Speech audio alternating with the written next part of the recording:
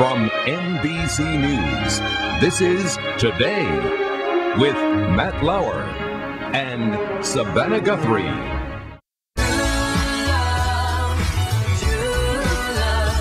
This morning on Today's Relationships, couples connecting in new ways. As we mentioned a few minutes ago, the CDC says young women are waiting longer to get married or living with their partners first. Turns out these days, casual is the name of the game. From G-chats to group hangouts, the pick-you-up-at-8 date is long gone. So, is dating dead? From Glee, I don't know what's going to happen in the future. I just know that I want to spend more time with you now. To Girls. I just want someone who wants to hang out all the time and thinks I'm the best person in the world and wants to have sex with only me. For today's young women, dating is a far cry from what it used to be. Nowadays, people just kind of want to hang out and everything is a lot more casual. A new generation, coming of age with fewer rules. Dating, as we're supposed to know it, is essentially dead. So that actually we're living in a post-dating world where the old rules and guidelines no longer apply. The post-dating world is what we call our modern era. Now there's a million ways for that guy to get to know you better without ever asking you on a date. Dates are out and group hangouts are in. To get to know one another, many embrace social media. People are also falling for each other over technology, so everything from texting and Instagram to G-chat and email. And as many delay marriage, experts say there is less drive to couple up early. Traditional dating was the beginning of looking for a husband or wife. So if people aren't going to get married until their late 20s, what are they going to do dating early on? It's going to set up things that they really don't want to have happen for a while. They want to get their life going before they, quote unquote, settle down.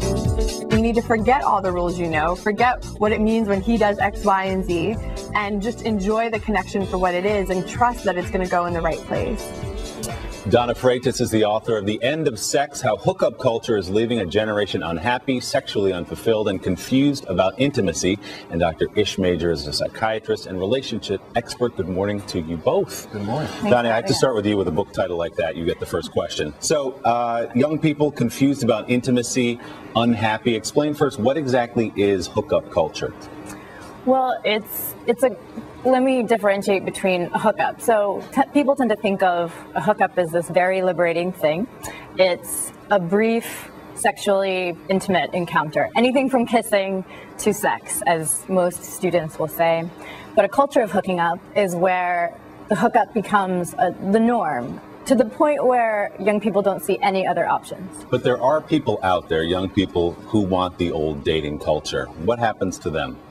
Well, I wouldn't say they want the old dating culture. More traditional, let's say. They want the option to date in a pretty old school way. So most of the students that I talk to say that they like having the option to hook up, but they wish it wasn't their only option.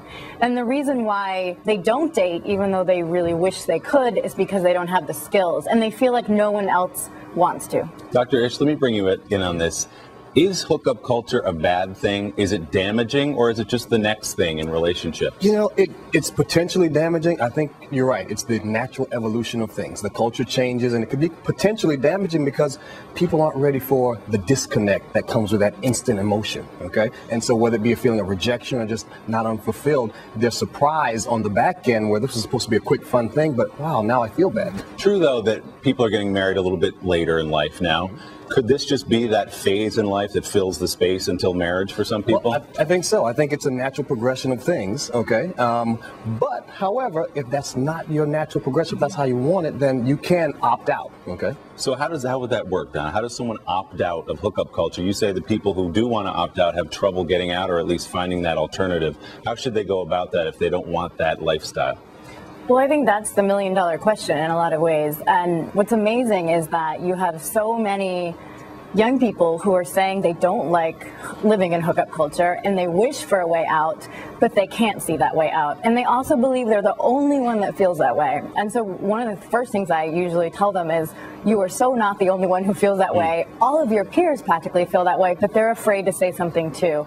And so know that you're in good company. Know that if you go and ask someone out, they're probably going to be really excited about it because they want to date you too. Dr. Ish, you have some good tips for people who want to build a healthy relationship? You say they should set boundaries, be selfish, and establish transparency. What do you mean there? Absolutely, absolutely. So share or beware, okay? This is an age of instant information and everybody's got tons of access to you, but you've got to remind yourself, your happiness with a particular person, place, or thing is not dependent on the amount of likes or retweets you get, okay? So set those boundaries.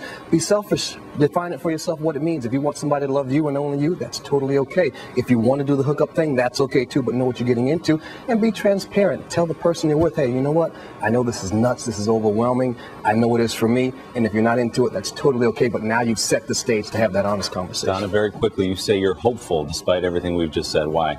Well, I am, because when I talk to students and young people about this topic, I see so much yearning and I see so much want for love and for something other.